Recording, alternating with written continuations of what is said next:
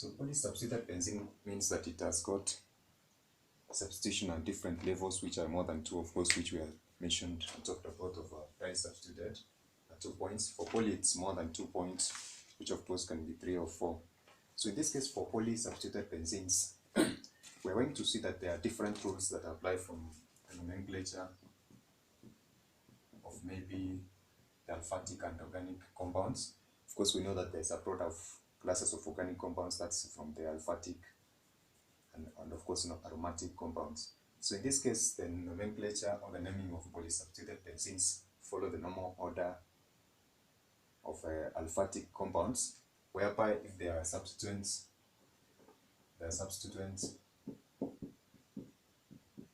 at different levels, especially for polysubstituted benzenes, then we're going to consider the order, the alphabetical order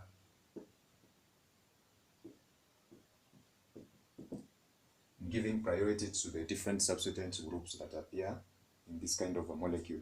So in this case, we're going to have different examples of this polysubstituted benzene so that we can be able to name them.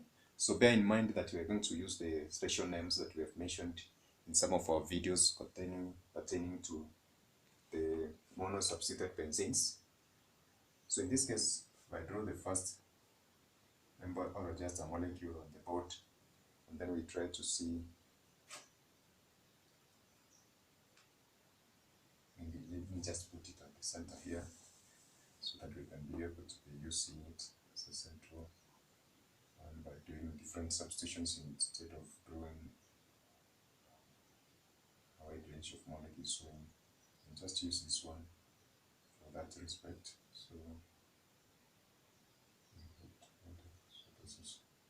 So this particular molecule has 3 different substitutional points, and that one therefore now qualifies it to be a polysubstituted benzene. So therefore, if you look at different groups that have appeared in this particular kind of a molecule, so we said that special names which are given to monosubstituted benzenes. So in this case, if there's a methyl group here that we have said, so we are going to look at this section of the molecule and give it a special name. Of course, we said that molecule goes by the name toluene. So for that case, we're going to name it using that substituted benzene that is known as toluene. And therefore, we're going to count from this point 1, 2, 3, 4, 5, 6. So we have a substitution at point number 2 and 6. So therefore, it's going to be 2 dinitro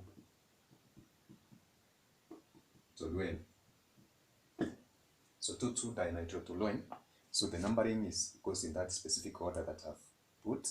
And then number 2, the order of priorities, of course, we're going to look at it later for different substituents. In this case, they are just the same substituents of the nitro group. And then let's look at the second